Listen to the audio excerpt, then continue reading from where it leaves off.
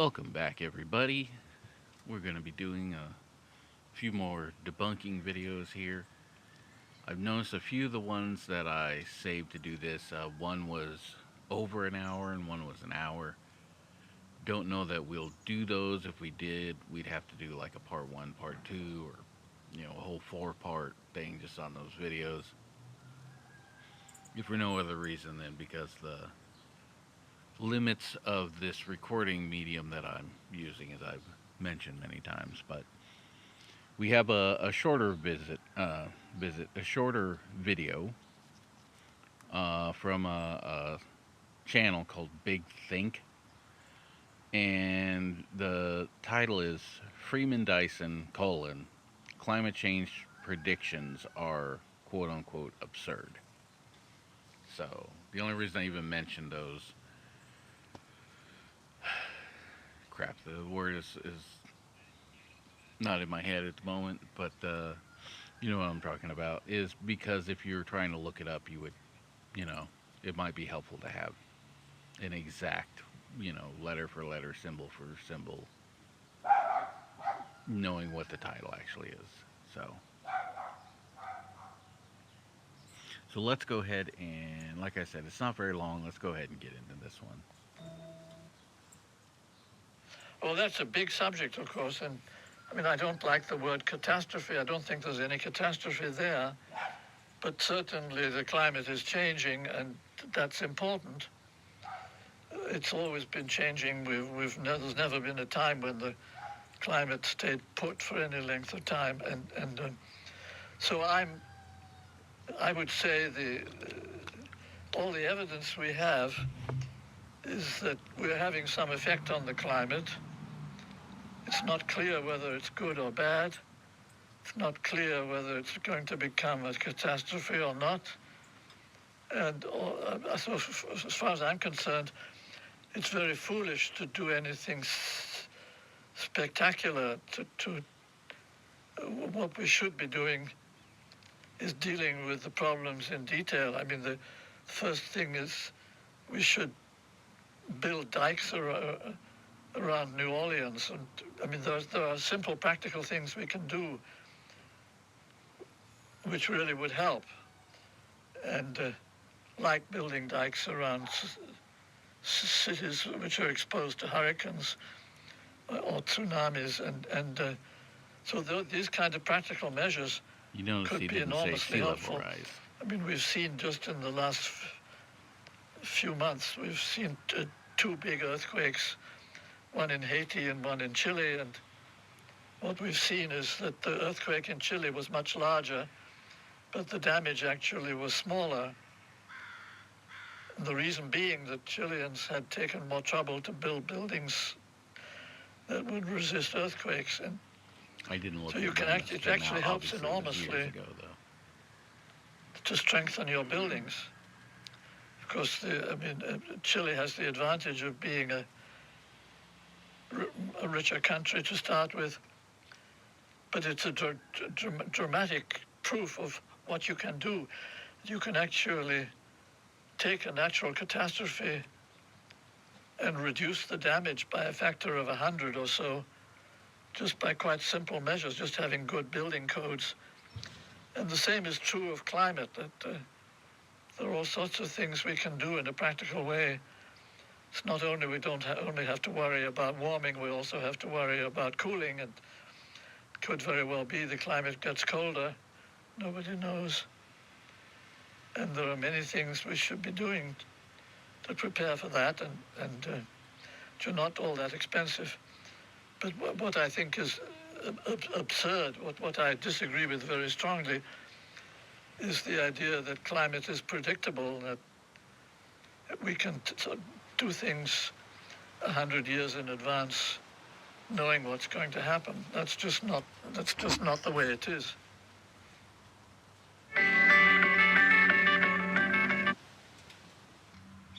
Okay, so some pretty inoffensive stuff there. He brought up things like we need to look more into the details, which is obviously true. That even though we do have a consistency, that's just me saying that, he's saying that climate is always changing, and it is. It's a little bit here, a little bit there, and it has a overall consistency. But I can't fault him for the fact that he is technically correct, depending on how you look at it. And in fact, through all of history, climate has changed quite a bit. So he's doing a little bit of missing the forest for the trees, though. And he's like, we need to look at all these things and maybe build in some protections for people. But he's not saying, or he actually is saying it's not a catastrophe. So I guess I was trying to say he's not saying it's a big deal, but he did say it's not a catastrophe, which is, me basically saying the same thing differently. One, of course, points to what he does say, and one of them points to what he doesn't say. So there's a real difference, and it's, in my opinion, better to err on the side of a thing that they have definitely said than a thing that I understand that they did not say. So I think overall, not a big deal, not a very offensive piece, and at any point, it was done years ago, before the real understanding of everything that was going on, and not because we didn't have the information, but just because the general public wasn't kept as informed and given the data pertinent to all of this to really, be something that they could look at and have a lot of good information on. So okay, so we're now going to move on. I had a video up next, but it turned out not to be anything like what I thought it was going to be. It wasn't even, about climate change, and it was completely fine. It was about a scientific paper, so an actual scientific paper, and it was involving, space and the atmosphere, but not in a climate change kind of way. So this is another one that we got. It's our old friend John Stossel, and the title is Juice: Why Wind and Solar Make Our Power Grid Less Reliable. So we already know this guy. I went to his site and got a couple other videos to look at and react to, because um, he's just kind of an easy target at this point. And we will hear what this video here. A lot of these that I've gone to say, okay, well, what else are they saying? Let's see if there are other videos that they put up that I can debunk. And for a lot of them, if not all of the ones that I've looked at, it's been almost 98% Christian propaganda. And by that, I don't even mean talking about Christian things like, hey, let's interpret this segment of the Bible to help you live a better life or something, but more to the effect of like anti-abortion stuff, like a bunch of it, like why are people hating on, like it's been very like militant Christianity, and not a lot of, hey, we're good Christians and we're trying to help other Christians kind of a thing. So those ones are the ones who are tending to give some of this stuff. And when I go back, it can be difficult to find more of this, because sometimes that's really the only piece they put up.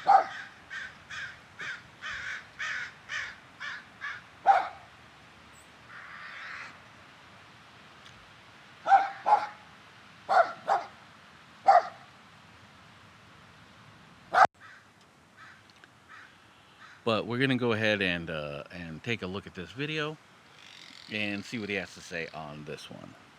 We choose to assert ourselves as a global leader in transitioning to 100% renewable energy. Scaled up across the country right now.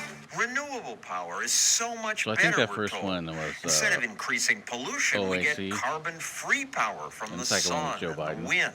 I might add, windmills do not cause cancer. So there's Joe Biden A new again. documentary series, Juice: Power, Politics, and the Grid, notes that politicians have pushed renewable energy for a long time. Jimmy Carter put solar panels on the roof of the White House. It's quite intuitive for people to understand that there's a lot of power in solar energy. We feel the wind, and the idea that you can get something for nothing. People find that enormously appealing. This is our moment. A comprehensive, clean energy bill for our country. Leaders in California are Good to aiming to know, generate DiCaprio's 50% on of their the right electricity side. from renewables by 2030. California might now achieve that, but to get there, they're forcing people to pay much more. The cost of So just right off, they're saying get something for nothing. And what they're really talking about is you can have solar power for free because we don't pay the sun to shine. But it isn't free because you still got to pay for the solar panels, which are not, they don't last a lifetime. You're going to have to replace some of those panels. You're going to have to replace and expand the battery storage that you have. There's absolutely nothing free about these things. The power itself can be thought of as free power because it's literally everywhere. And this, again, the sun isn't charging us to shine. The wind is not charging us. And the wind, of course, is solar powered. It isn't solar power, it is solar powered. That's what wind is. So again, it's more energy from the sun. It's just not directly from the sun. It is, a byproduct of the sun. Of course, all energy in the solar system is from the sun. Other than, remnant from supernovas past and whatnot. I mean, there is some remnant energy there. It's not, but any current energy being generated is generated from the sun in the entire solar system. So anything that isn't just inherent from a previous iteration is from the sun. But the point being, they're coloring this as perpetual energy or perpetual motion kind of a thing, where we know perpetual motion is impossible because in order for perpetual motion to work, it needs a perfect system, and this is an imperfect reality that we live in. You can't have perfect things in a reality that is fundamentally flawed because it is imperfect, which is also why God doesn't exist. Sorry, I'm sure that's not something we're looking for here, but I'm going to throw that point out because I was making it. Anyways, the point is though that we're already on that track of they're already painting this as, well, that's just ridiculous, so that you go, oh yeah, that sounds ridiculous, because you're not used to actually thinking it through and understanding. They've actually got, not just that they have an agenda, but they've got an angle to what they are and aren't presenting and the way that they're presenting it. electricity in California has increased 3 times faster than the rest of the U.S. People in Washington now pay an average 11 cents per kilowatt hour. In Oregon, they pay 13 cents. So what they're talking about right here, just to be clear, I don't know if they're going to try to clarify this or not. Sometimes they do, sometimes they don't. But what they're talking about is the price of energy charged to the consumer. So the reason the prices are going up is because people are trying to get off the grid and not having to pay as much. So when the, say, electric company looks at their profits and say they had, I don't know, 10 billion in profits the year before, and then they look the next year and, oh no, we have 8.5 billion this year. That's because some of those people have gone off the grid. Other people have died. There's just lots of reasons why people aren't using power necessarily, that were before. Maybe people are using less power because they're trying to be, earth conscious. So to make up for that, they just charge you more. And now, oh, look at that. Now we're at 11 billion. Yay us. But these guys are trying to paint it as, well, it costs more because of all this. This green energy is somehow translating to you. I don't know if they're going to try to explain it. We'll see what gymnastics they go through to try to blame this on the green energy, but the green energy itself doesn't raise any prices. Prices are set by the companies. They're not set by where energy comes from. And those energy companies decide what the price is. Now, this might be trying to blame green energy as to why they're trying to set those prices, but they don't have to set them higher. They're choosing to, and they're all making tons of profit. I don't know if they're going to try to argue against that or not, but just, look up in reputable sources like the when any of them are publicly traded, you have to do investor calls, and it is extraordinarily expensive for them to lie in these investor calls, not to mention the lack of confidence in that company. They will tank their own worth on the stock market if they lie in an investment call. This will cost them dearly. So that doesn't happen. So when you go to the actual investment calls, which they kind of have to be, truth, do they absolutely? No, but you're going to find most of them, even when they don't want to be, are going to be extremely truthful in these because they know what's on the line to lie in these particular meetings. And that's where you get some of the best, most honest information. In California, though, almost 30 cents. Do they at least get reliable energy for that? No. There's a problem with wind turbines and solar power. They don't work when the wind isn't blowing and the So, two things really quick. One, that's why we have batteries. You don't just draw the energy directly from these things. You draw the energy, you use the energy, the rest of it goes into batteries, which are then used when wind isn't blowing and the sun isn't shining. But you notice how they said these things are more expensive, and the green isn't really doing anything to help. Like it's making it worse, and trying to pretend that the green energy is again the reason. sun isn't shining. Blackouts happened over the weekend with little notice. California, Yeah, so that was the point I was actually trying to remember. The energy dropping has nothing to do with where we're getting it from. This is infrastructure problems from lines and telephone poles that they refuse to update because that costs money, and they don't want to spend money. The more money they spend, the less money they're making. So these things, they're trying to tie to the fact that green energy is increasing because we're trying to get off of these things, but also the infrastructure is aging, and so these things are starting to happen. And they're trying to tie one to the other when they're not connected at all. learned that renewable power isn't reliable. 2 million people now plunged into darkness across California. Even the governor admitted. We failed to predict and plan. A few years later, California only avoided another blackout by pressuring people to cut their power use. Keep doing what you've done. 1 or 2 more nights of this. So again, you notice they're saying cut your power use, but they're not saying cut your green power use. And we will turn the page. Will they? So far, their biggest impact is to make things cost more. California will require all new homes to have solar power. It's the reason California has the most expensive housing. That is not even close to true. I don't know where that comes from or who said that. I happen to live in California. I would love it if I had to have solar power instead. That would be great. But guess what? Not only can I not afford it, but they ain't going to make me. If they're going to make you, they have to then provide a way for me to reasonably afford it. That's just, you would just basically have a bunch of people who can't have homes in California, I guess. You just have a ton of empty homes because everybody can't afford solar. It's extremely expensive. I've seen some of them for like tens of thousands, but a lot of them I've seen for like 100,000, 200,000, something like that.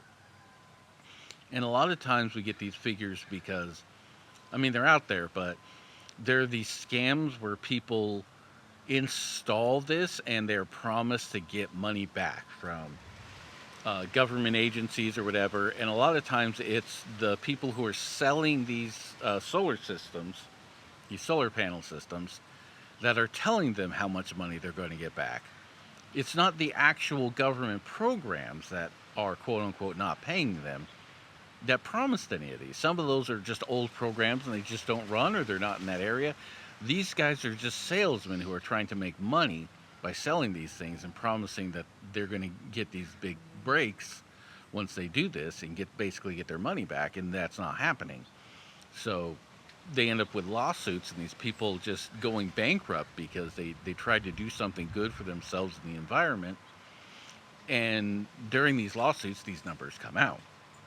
And so we see these people are, in debt for this installation of over $100,000 that it costs. And, even though they're seeing money come back because they're not on the grid and this is making them, money and blah, blah, blah. And sometimes they can even sell excess to the power grid. It's not even close to covering this $100,000 investment that they made, that they didn't do because they're just good of heart. They did it because they assumed they wouldn't have to pay all that money, and then the money they did pay would, pay itself off eventually. So these guys are making it sound like, you could just tell everybody in a state that they have to have something. Well, then you have to provide a way for us to have it, and guess what? I will be the first to sign up for that if you make it so that I can get it. In America, the average house now costs almost $800,000. If you can afford that, you get government money for generating solar power. But the hand... No. We got this house here from money from selling a bigger, better house that we had to move. It's a long story, but the point is, we got this house. It cost less than $200,000 because it's a manufactured house. It's not like a real. I mean, it's real in that we get way more real than a homeless person has, right? And I'm not going to complain that it's not a real house and it sucks and I'd rather live outside. It's nice. It's nice to be inside some walls, have electricity and all that stuff. I'm just saying, it's not anywhere near, the standards of like what most people consider an average home. So it's not only not worth what, say, a brick and mortar foundation home would be. It's, yeah. So even just those homes, 800,000 may be an average, but if you were to say take out the top, I don't know, 10%, you would see that average go way down. And I know that seems like it's just skewing it unfairly, but the reason you would do something like that, and they might say, well, take out the bottom 10%. We don't want to take out the bottom 10% because that's where a lot of, it's going to be around where a lot of the houses are, and that bottom 10% is going to represent a good foundation for the real prices of the homes that we can afford to purchase, whereas the top 10% do not. The top 10% of homes are going to very few people, where the bottom 10% are going to a lot more people. Because it's not going to be a numbers game. The top 10% are going to be fewer homes than the bottom 10% as far as the price scale goes. So I would just say you take out that top 10% and eliminate all the places where it's not owned by people but by corporations and banks, and that average price is going to go way, way down. And that's not because our housing costs are so great and we've done such a fantastic job. That's because people can't afford houses, and the housing industry it's not all doing like horribly great like they're trying to pretend it is, like that we have all these really expensive homes, especially depending on where you are. The average price of a home in my area is going to be way lower than, say, LA. Right? And we're taking, I believe, a state average. But it paints a bad picture to me in that it seems like, oh yeah, we have these really big home investments, but home is a huge investment to everybody. Well, everybody other than like the top 10% of just the economy, period. And probably even a bigger percentage from the top than just that. But for most of us, a home is a huge, huge investment. And this huge investment's way less than 800,000. We're talking, I'd say, somewhere between 3 to 500,000 is what I've seen as an average around here, and in most places that aren't, like I said, LA or something like that. So I just think it's misconstruing the facts by using data but not giving you the complete context on that data. It mostly goes to rich people, and it's inefficient. As their solar panels produce power during the day when the sun is up, they're able to sell the excess power that they produce into the grid exactly when the grid doesn't need it. The grid is then inundated with solar power and can't use it all.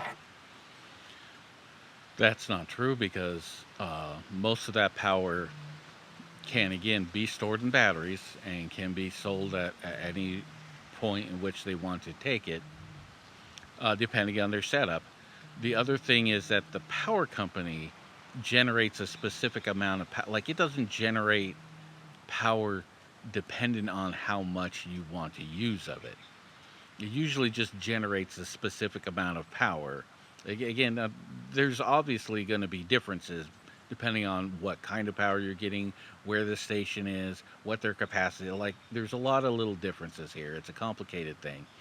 But for the most part, say a hydroelectric dam, when it's working at full capacity, which it doesn't always have to, always generates a certain number or a certain amount of energy. And it does not matter if that entire amount is being used. It is generating it all. And usually they have things like batteries that will take up some of that energy, so it's not just being wasted. And the same thing is true for energy that we would end up selling to them. And not all markets even have the thing where you could sell it back to them. Some of them just refuse to do that. Some companies just refuse. So it's really going to be according to laws and ordinances that this is even a thing. And they're trying to do the logic thing of this makes sense, right, even if it's not true. So that people think, well, yeah, man, we're all generating this solar power during the daytime. We don't need it during the daytime. We need it at night, right? Which doesn't make any sense, because we're all using power during the day, even if it's because you're at work, right? Just because you're not at home watching TV does not mean you're not at work using a computer, sharpening your pencil in the electric pencil sharpener, or sending a fax or whatever. Nonetheless, they get paid a very high price for that power. And then, when the grid actually does need the power, they're not getting paid a high price. I don't know what, and you notice he doesn't give a price. To him, a penny for, 100 kilowatts of power, which would be amazing to pay that, right? To them, that's going to be a high price because it's more than they want to pay for it. So you notice that a lot of these things, when he says, he doesn't attach actual numbers to. And they aren't producing solar, and nobody is producing solar, then they get to buy their power back at a reduced rate. Nice for homeowners, but of course, poor people who pay rent. Those people are paying for the rich people to have a highly subsidized solar system. I put solar panels on my house, partly because of a tax credit. But I won't delude myself into thinking that solar or wind power. So just to clarify, that's absolutely a program. Most of those have been killed by the power companies, but it's not that it's not a program, and it's not that it was never a program. So I'm not trying to say that anybody's like, well, you're saying it doesn't exist in there. Yes, it definitely exists, and it still exists. It's a lot less now, and it certainly doesn't cover the entire system. Like, you don't get it for free. But if you're lucky to find that, that's great, and hopefully it helps you, because we had somebody trying to sell us a system, and I don't know what the entire price was going to be, because I don't remember seeing that, but they said we were going to get like $1,000 off. And like I just said, a lot of them that I've seen are like 10,000 or like 100,000, and you're going to give me 1,000 off, and that's somehow going to make me be able to afford it. But we had people at one point, and they had that. Again, the salesman lied, so it could have been gone and not effective in our region anyways. But it's not that these subsidies aren't real. They are real, and some of them are still happening. A lot of them are state sponsored because the federal government's given up on, pursuing green energy for the most part. And Trump's not going to make that any better. Are especially green. Solar panels and wind turbines impose environmental costs too. Just to produce one turbine, we have to extract 900 tons. They're trying to say that, like, it costs way more in carbon to produce an electric vehicle than than the benefit we get out of it.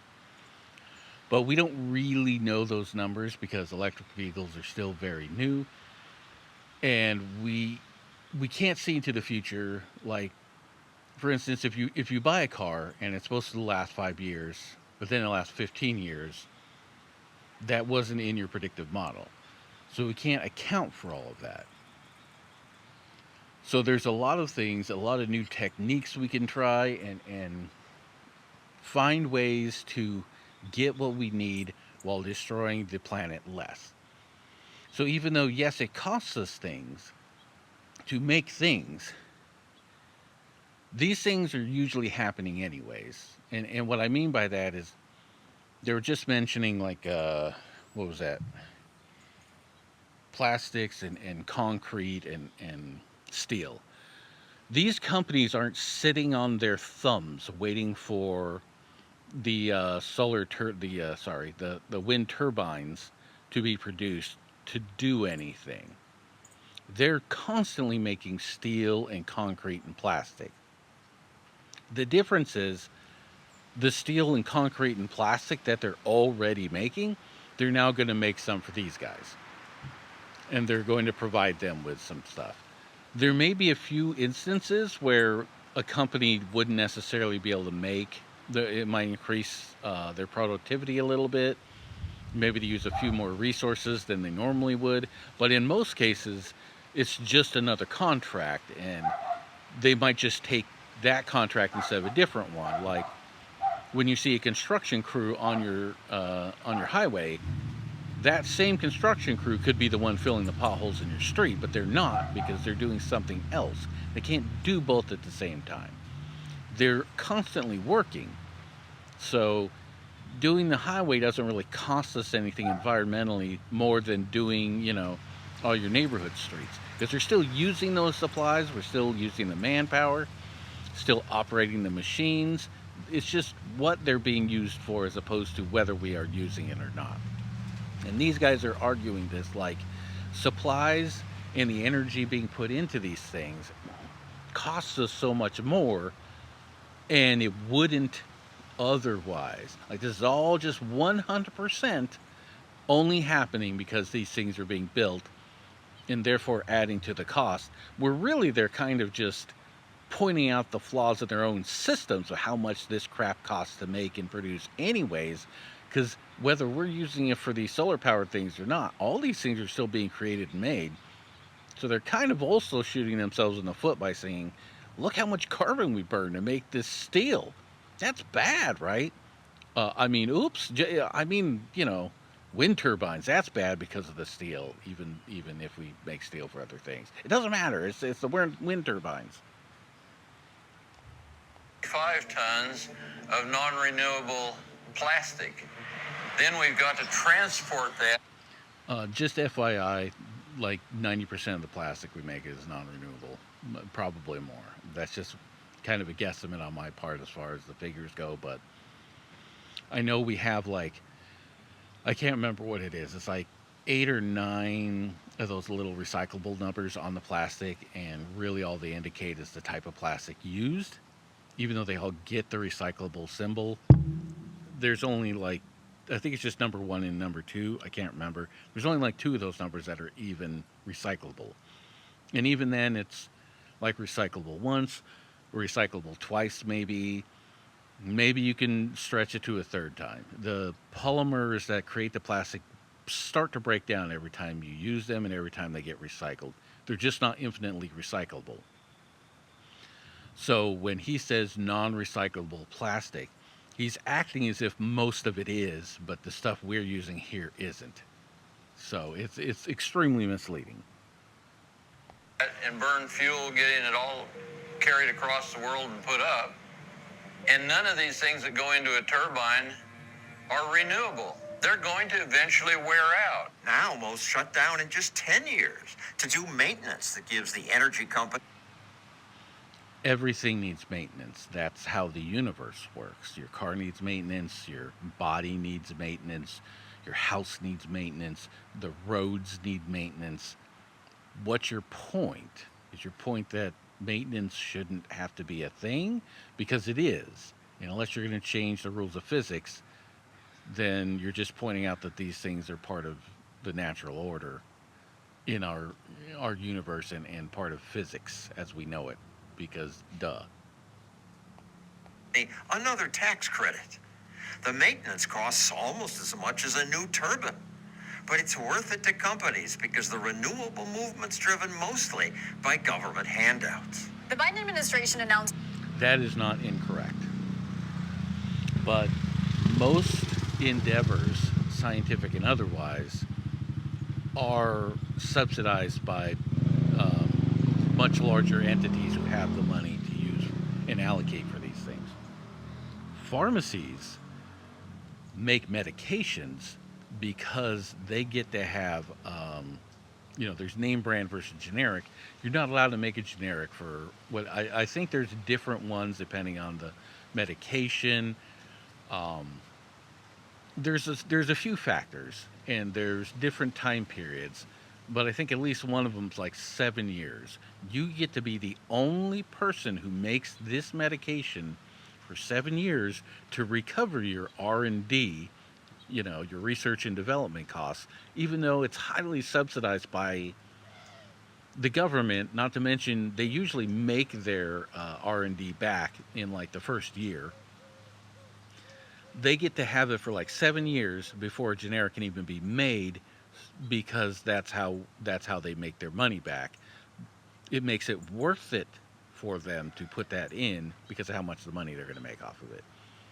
So it's not a direct government subsidy with money. It's the government subsidizing them by making it illegal to have competition for that amount of time. You charge whatever you want. And by that point, the price is so high that even the competition trying to undercut is going to have an extraordinarily high price, because we can try to undercut and still make some money, but we're still making like a crap ton of money because we shouldn't even have to, we don't need to charge this much, but we're going to because we can get away with it and still seem like the cheap alternative. So they're talking about these subsidies as if these aren't a normal part of everything. Lots of things get subsidized, not just green energy. It just happens to be we're subsidizing green energy because we're trying to help save the damn planet, instead of, say, just giving, Elon Musk some more contracts so that he can launch a couple more rockets, even though he has more than enough money to do those things anyways. today an $11 billion subsidy to bring clean energy into rural communities. Of course, free government money puts wind and solar in inappropriate places. There's no such thing as free government money. We pay taxes. All that is our money anyways. With our snowy, dark winters, Minnesota ranks 11th in the country for solar power. Because taxpayers fund it. The state's about to give me a whole bunch of subsidies to. So he just admitted the problem with his statement right there. Taxpayers fund it. Yeah, because it's our money. So you're giving us back our money.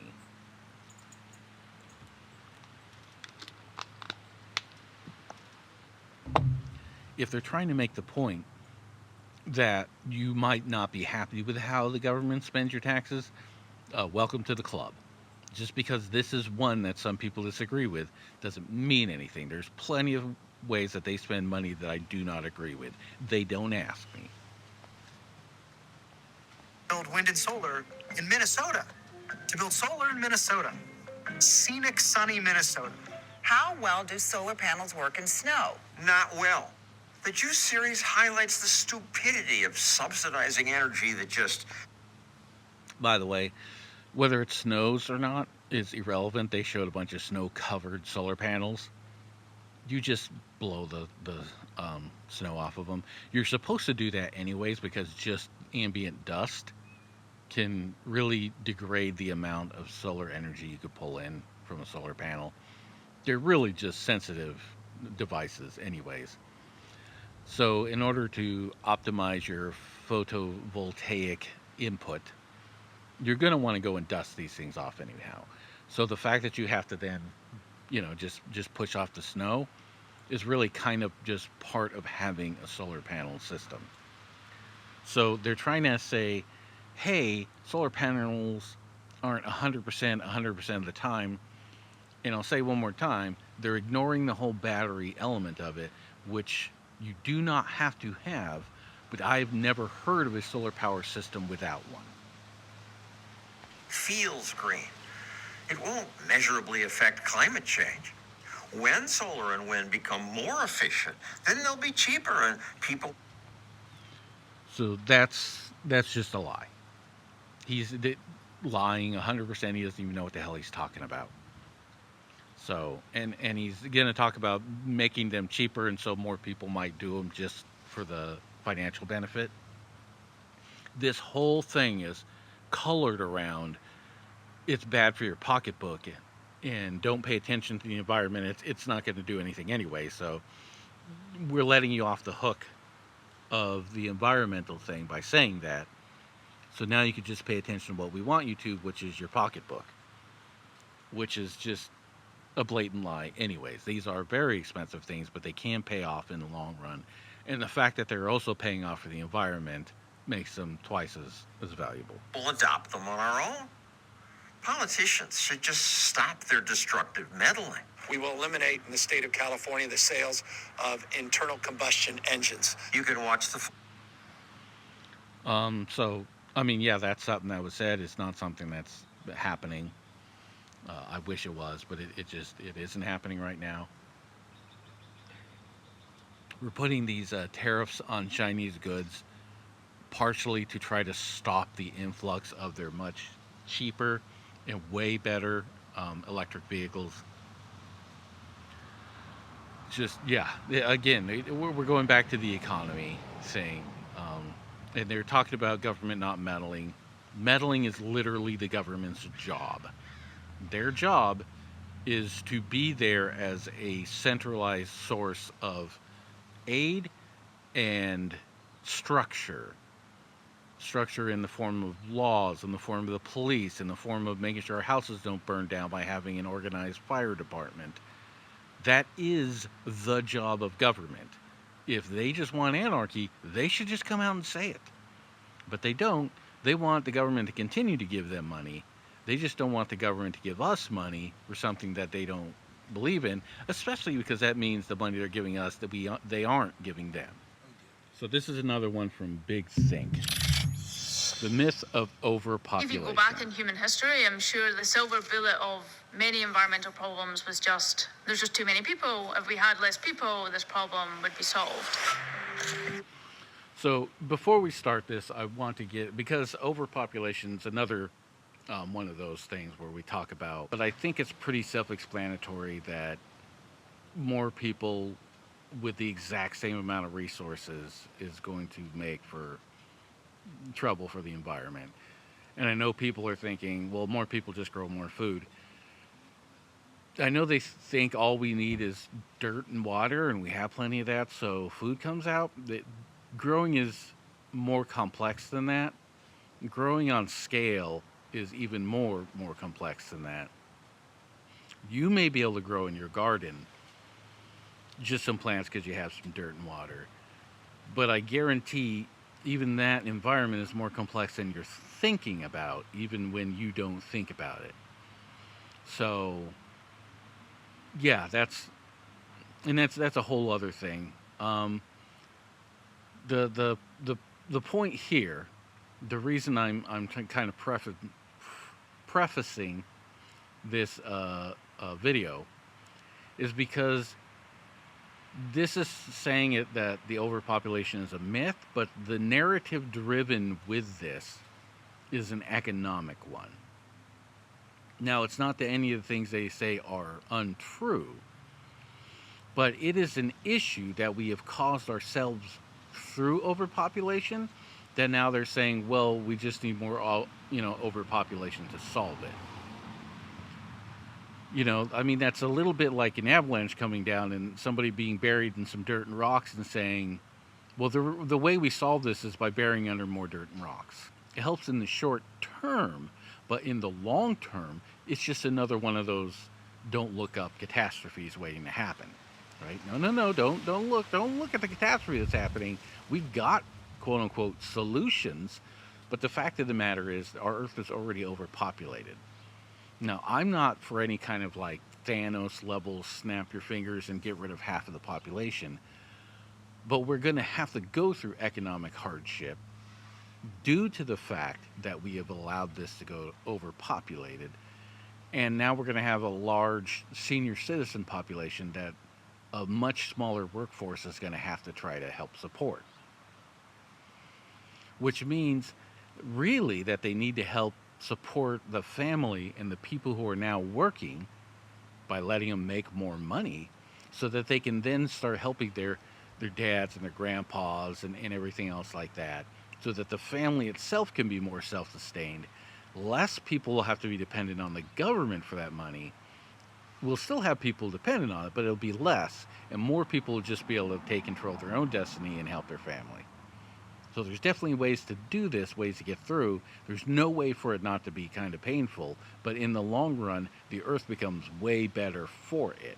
But that's not, I'm pretty sure, the stance they're going to take. They're going to go with we're overpopulated, and the only economic solution is more overpopulation.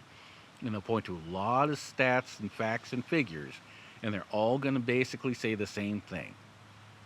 The workforce coming in is not going to be able to support the aging workforce that we already have. And the only way to do that is to have a large workforce, maybe a larger workforce coming in, making the burden on them lighter for the people who are then going out. But that just serves to just, kick the can down the road for the next people and the next ones and the next ones and the next ones. And again, that is not the solution. It is a problem that we've gotten to here. The solution isn't more problem. Anyways, let's start the video. I just want, before they even start this narrative, because I've heard this recently a lot, to kind of head it off at the pass so that when you're listening, you have an ear out for what they're exactly saying and why what they're trying to say might make sense, because everything they're saying is true. The problem is they're ignoring like half of this issue at least, and ignoring other parts completely, just because their narrative is driven by an economic one instead of an Earth isn't going to survive and we're all going to die if you take this to its natural conclusion one. This particular overpopulation concern became really prominent in the 1960s and the 1970s. At the time, the big concern of the day was how we could produce enough food for a rapidly growing global population. This was really brought to the fore with the publication of the book The Population Bomb by Paul R. Ehrlich in 1968. I think there are many people of this same opinion today who still really strongly argue that the root of our environmental problems is that there are just too many people on Earth. So some of the really So that is the root of our problem, because the more people we have, the more damage we're doing. It isn't a one-to-one, more people, therefore more destruction. It's what those people are doing, and the more people doing it causes the destruction. It's the same reason national parks don't want you to take stuff from their parks. Other than the fact that any little thing you take can drastically change an environment, the fact is if we all went in and took a small little sample from, say, the Devil's Pulse pile, just like a small little piece,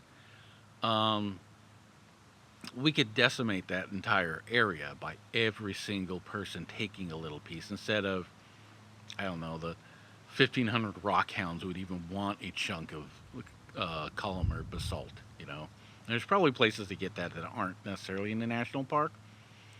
I'd love to go one of those to get a piece of column or basalt, because those things are awesome. But I'm just saying that's one of the whole, basis of don't come and take this stuff, because if everybody took a little bit, it would like completely disappear. So that's the whole reason that, yes, more people equals more decimated environment, but not simply because people exist and have been born, the government is, or the environment's destroyed. It's what we do, and the more people doing it, the more destruction we're causing. So yes, it is true, but they're trying to draw a straight line where it isn't as straight a line as they're trying to draw, which is why when you think about it, it doesn't make sense, and what they're saying makes sense. But if you see around what they're trying to tell you and see what's actually happening, you can understand, okay, they're doing one of these jangly keys. Look over here, not over here. This makes sense, right? Jangly cool keys. Don't even pay attention to that stuff. It's not even true. Doesn't make sense, does it? Jangly key makes sense.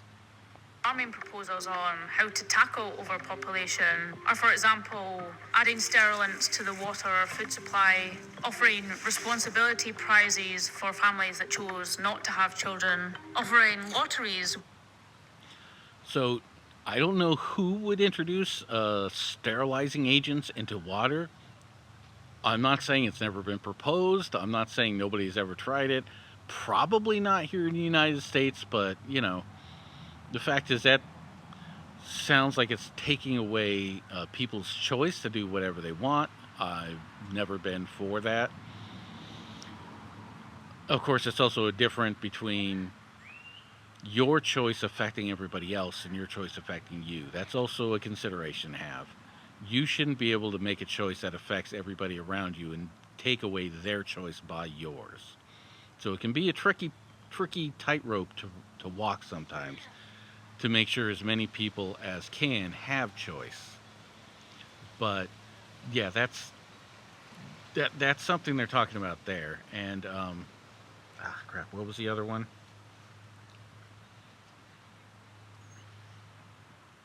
I don't remember. I'll listen. I'll see what it was. I had something, but I don't remember what the other one was. You only get into the lottery if you're a couple that hasn't had. That's it, a prize. They call it a prize, which is definitely a way to color it, right? We're going to give you this prize because you didn't have kids or something. Places like China don't give you a prize. They give you a punishment if you do the wrong thing and have more than one kid. You're punished. You're not prized for it. That's usually the way it goes. But what we are doing is we are giving people a prize for having kids, because then you now get tax breaks for having children. Do those tax breaks cover the entire cost of having a kid? No. But you would not get those tax breaks if you didn't have those kids. So if anything, we are having an incentive system for having kids, because if we didn't give those, people would still have kids, but they wouldn't get that money. But now you have those kids and we're actually rewarding you for it. So the prize that they're saying, again, it's just colored in a very specific way with their language, is actually doing the opposite. Children.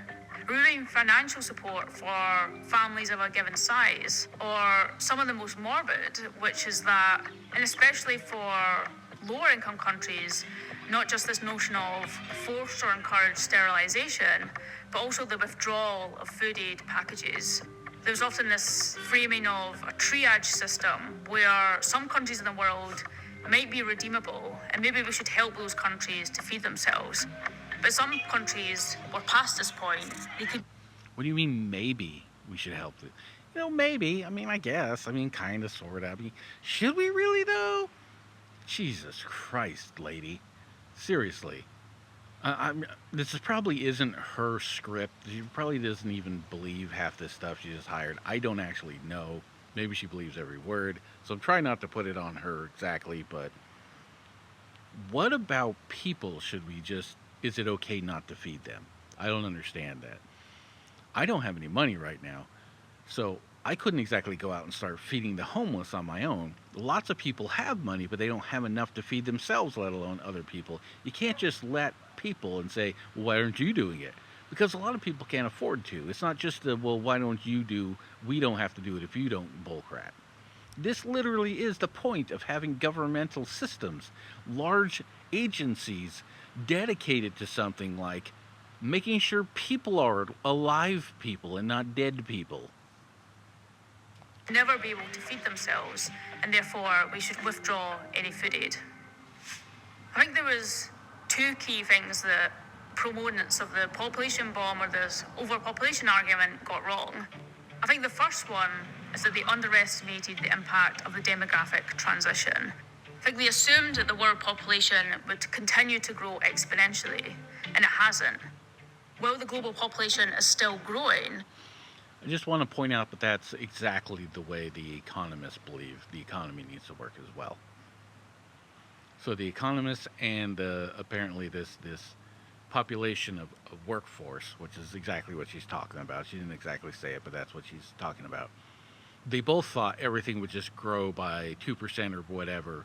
In the economy, that's the kind of their target number, 2%. At least 2%.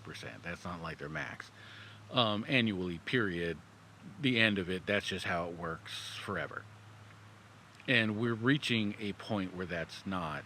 Like everybody talks about the end is near, the end is near, this is the end times. Well, we're kind of in that now. Not necessarily that we're going to die in the next 5,000 years and get raptured or 5,000 years, yeah, probably. Who knows?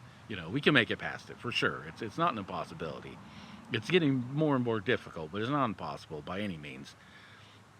But what I mean is we're reaching a lot of impasses in population, in our resources, in the amount of people we could put into a system and have economic growth for all sectors. We're reaching these plateaus here that are going to be difficult, if not impossible in some cases, to overcome. So she's kind of talking about a similar thing here, but I just want people to understand that that's also what we're talking about in economics, because they want a continuing growth as well and see absolutely no end in sight. in fact, is growing at a much slower rate. Global population growth rates peaked decades ago and have halved since then. If we look at projections into the future, the UN, for example, expects that global population will peak well before the end of the century and start to decline. The key thing that they underestimated here was the fall in global fertility rates. Now, this is the kind of average number of children that an average woman would have. Now, globally in 1950, that was around 5. So every woman would have, on average, 5 children. So I think that's kind of misleading when they said fertility rates are down. Because when you speak of fertility, that's the ability to have children. Is a person fertile? Can they have kids? Not did they have kids? And I know that this is just a common vernacular for this, but I think it's misleading. We have plenty of fertility. Fertility rates, I don't know if they've gone down. They could have, because we are poisoning our atmosphere and our food and everything else. So that could have negative effects on our actual fertility. But she's saying that and saying people are having less kids as if they are somehow the same thing. Your ability to have kids, or your fertility, is separate from whether you do have children or not. So again, it's language used to color things one way that are used to mean something else. Since fallen to 2.3 children per woman, and this is true across most countries in the world. I think the other key thing the proponents of this underestimated was the massive technological advancements we've seen in agriculture. The issue at the time is that we wondered how we would produce enough food for a growing population. But not only has global population growth slowed, we've also massively increased the amount of food we can produce. Okay, so what I'm going to do is I'm going to cut it off right there, because I'm not completely at the end, but I'm getting really close. Yeah, so we'll finish up this video on the next one. So I guess in a way I'm creating cliffhangers. So maybe that'll encourage people who watch this when they tune in next week to find out what happens with overpopulation. So I'll talk to you then.